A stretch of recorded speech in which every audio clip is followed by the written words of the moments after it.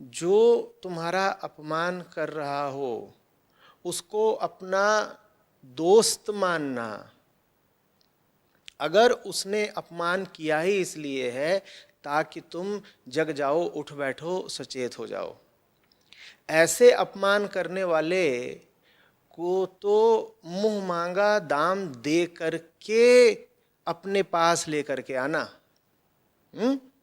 वो दोष इसलिए नहीं निकाल रहा कि तुम्हें दुख देने में उसे खुशी मिलती है, वो तुम्हारे दोष इसलिए निकाल रहा है ताकि वो तुम्हारी गंदगी हटवा सके, तुम्हें निर्मल कर सके, तुम्हें बढ़िया बेहतर कर सके।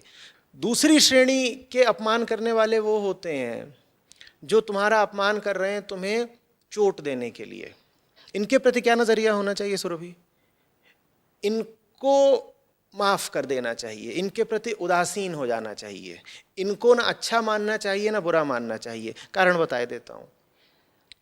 इनको बुरा इसलिए नहीं मान सकते क्योंकि इन्होंने जो कुछ भी किया उससे हो तो तुम्हारा फायदा ही गया। इन्होंने तुम्हारी खोट प्रदर्शित कर दी ना, ये बात तुम्हारे फायदे की हो गई, तो इनको बुरा कैसे मान ले। लेकिन इनकी नीयत तुम्हें चोट पहुंचाने की थी, ये तुम्हारी भलाई तुम्हारी बेहतरी नहीं चाहते थे, ये चाहते ये थे कि तुम्हें दुख लगे, तो तुम इनको अच्छा भी नहीं मान सकती। तो कुल मिलाकर के इनको कुछ भी मत मानो, इनके प्रति बस उदासीन हो जाओ। तुम इनसे कहो कि तूने अपनी ओर से तो कोशिश यही की थी कि मुझे बुरा लग जाए, चोट लग जाए, लेकिन फिर भी तूने जो किया उससे हो तो मेरा फायदा ही गया, तो मैं तुझे बुरा नहीं कहूंगी, मैं तेरे प्रति कोई द्वेष या बदले की भावना नहीं रखूंगी। जा छोड़ दिया तुझे, तेरे बारे में मुझे कुछ सोचना ही नहीं, कुल मिला जुला करके तुझसे तो मेरा लाभ ही हो गया।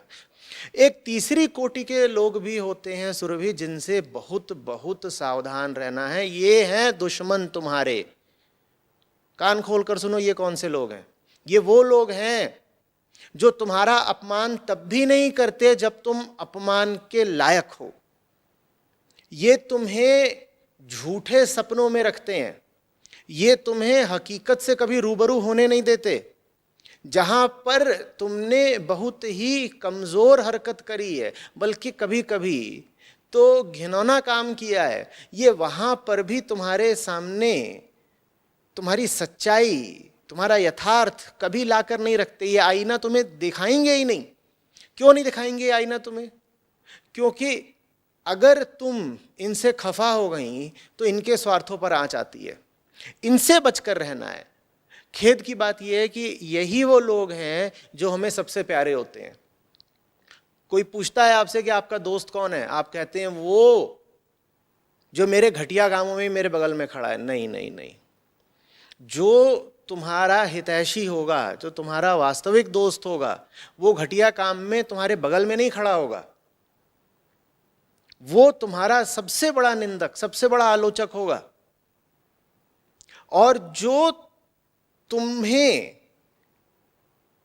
अच्छा बोलता रहे, बढ़िया बोलता रहे, तुम्हें मान सम्मान ही देता रहे, तब भी जब तुम अधिकारी हो कि कोई तुम्हें साफ साफ कड़वी बात बोल दे, तुम्हारे सामने हकीकत उघाड़ कर रख दे, उसको तुम अपना दुश्मन मानना, ये मुश्किल पड़ेगा तुमको।